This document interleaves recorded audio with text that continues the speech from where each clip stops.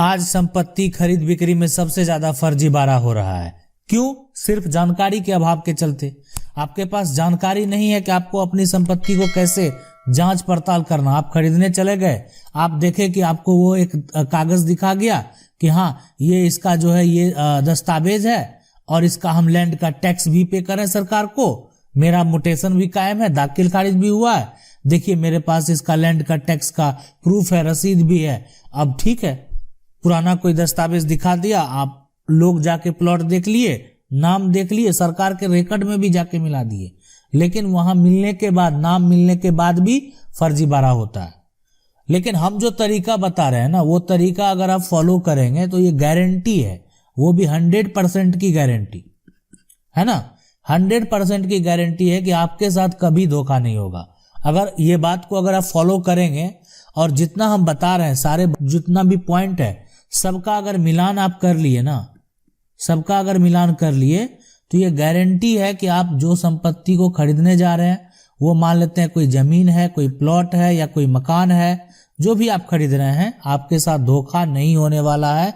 इसलिए कि आपको सभी जानकारी है कि क्या क्या आपको देखना है, कौन कौन सा दस्तावेज देखना है। अभी सबसे ज्यादा फर्जीवाड़ा प्लॉट खरीदने में, लोग खरीद ले रहे हैं, बाद में फंस जा रहे हैं, बेचने वाला निकल के अपना चला गया, उसको अब उससे कोई मतलब नहीं है और आप जो है भाग दौड़ करते रह रहे हैं, आपको समझ में नहीं आ रहा है आप क्या करें। अब अपना आप काम करेंगे, अपना जो है रोजगार करेंगे, अपना जॉब करेंगे, या आप जो है कोर्ट का तारीख करेंगे, मजबूरी बन जाता है। देखिए आदमी का क्या होता है, आपको हेल्थ में प्रॉब्लम है, आप स्वस्थ नहीं है, तो आपकी मजबूरी बन जाती है डॉक्टर के पास जाना। तो अगर आपके साथ कोई समस्या उत्पन्न होता है तो आपकी मजबूरी, कोर्ट कचहरी का चक्कर लगाएं, वो लोग शौक से नहीं जाता है, लोगों की मजबूरी है, लोगों की समस्या है, और समस्या का पता है कि समाधान यही होने वाला है, इसलिए लोग जाते हैं। लेकिन जहां पे हम नए संपत्ति को खरीद रहे हैं तो वहां पे हम पैसा लगा रहे हैं। आप मान लेते हैं ये प्लॉट खरीद रहे हैं, आप जो ये रेड कलर से देख रहे हैं ना, ये वाली संपत्ति को अगर आप खरीद रहे हैं तो इस पे आप पैसा लगा रहे हैं। अगर पैसा लगा रहे हैं तो आपको सब कुछ देखना बेहद जरूरी है कि आप जो सबसे पहले जो खरीद रहे हैं उसमें आपके साथ किसी प्रकार का धोखा नहीं हो। और सारा कुछ, अगर अभी सरकार भी इस पे सख्त है, सरकार भी, आपको पता होना चाहिए कि जल्द एक पोर्टल भी आने वाला है जिसमें आपको ये पता चल जाएगा कि इस संपत्ति पे अगर किसी प्रकार का लोन है, ठीक है, और किसी प्रकार का अगर कोर्ट में केस है, कोर्ट में केस है, तो वो भी आपको पता चल जाएगा। फिलहाल वर्तमान में क्या होता है कि ये थोड़ा सा मुश्किल हो जाता है लोगों को इंफॉर्मेशन निकालना, रिकॉर्ड निकालना। लेकिन फिर भी अगर पहले से कोर्ट केस चल रहा है तो वो अगर कोई बेचता है, कोई संपत्ति को बेच देता है, बिक्री तो हो जाता है, लेकिन नियम नहीं है कि जब उस पे कोर्ट केस चल रहा है तो आप उसको बेचें। अगर आप ऐसा करते हैं तो गलत करते हैं, ठीक है।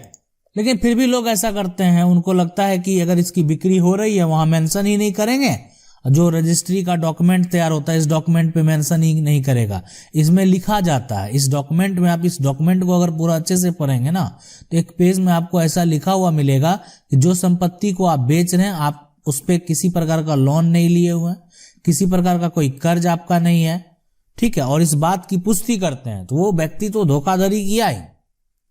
और वो भी स्पष्ट करते हैं कि ये संपत्ति का पूरा पूरा वो मालिकाना हक रखते हैं बेचने का, और साथ में इस पे किसी प्रकार का कोर्ट केस भी, किसी भी प्रकार का कोई भी विवाद नहीं है।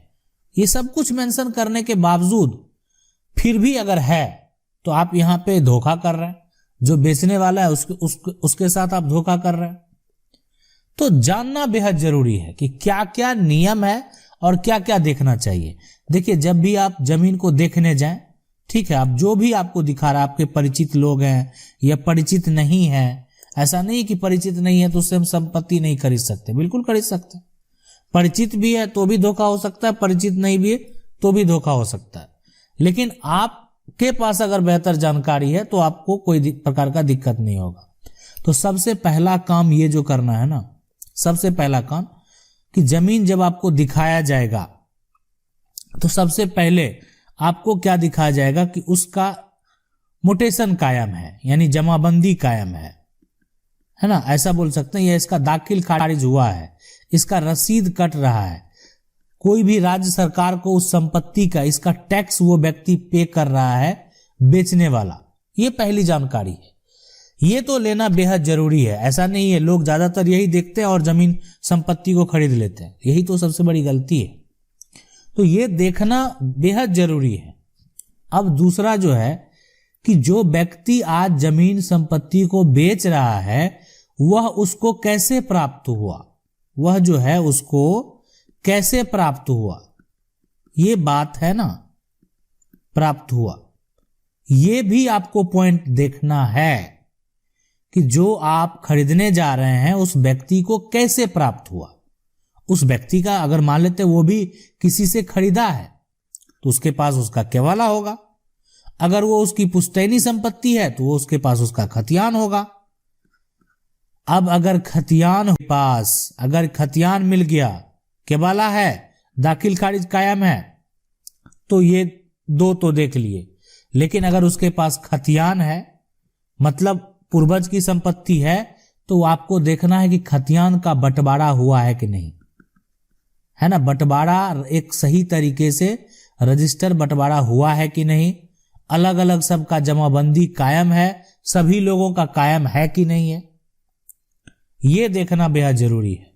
तो यानी आप उसका ये देख लें कि ये सही तरीके से बंटवारा हुआ कि नहीं, सभी लोगों का, उस खतियान में जितने भी हिस्सेदार हैं, जितने भी परिवार हैं, सभी लोगों का अलग मोटेशन कायम है कि नहीं है।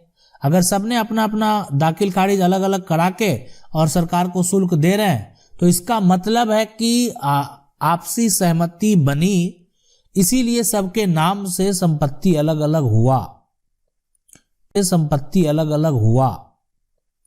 तो कोई प्रकार का दिक्कत आपको नहीं होगा। लेकिन क्या 3 जानकारी लेने के बाद आप आगे नहीं जानेंगे? बिल्कुल जानना है, आगे भी धोखा होता है। और ये जो चौथी जानकारी हम आपको बता रहे हैं ना, ये अभी तक अगर यहाँ पे देखा जाए तो बहुत ऐसे मामले हैं जो कि इस तरह का भी धोखा हुआ है और इसको लोग जांच पड़ताल नहीं करते। सबसे बड़ी बात कि ठीक है, जमीन को खरीदा गया, बेचा गया, रजिस्ट्री है, खतियान है, लेकिन खतियान से पहले अभी जो उनके पास वर्तमान में खतियान होगा तो हो सकता है कि उसका एक पुराना खतियान भी होगा। तो ये भी देखना है कि पुराना खतियान और नया खतियान में दोनों का संबंध है कि नहीं है। ऐसा तो नहीं कि पुराना किसी कारण गलत सर्वे हो गया, डिफॉल्ट कौन, सरकार, गलत सर्वे हो गया और जिसके नाम से नाम पे आया वो क्या किया, इसको किसी तरह से, इसलिए पुराना खतियान जरूर आपको देखना चाहिए। अगर पुराना खतियान में नहीं है और नया में है तो ये बात आपको पता लगाना चाहिए कि आखिर नया सर्वे इनका कैसे हुआ।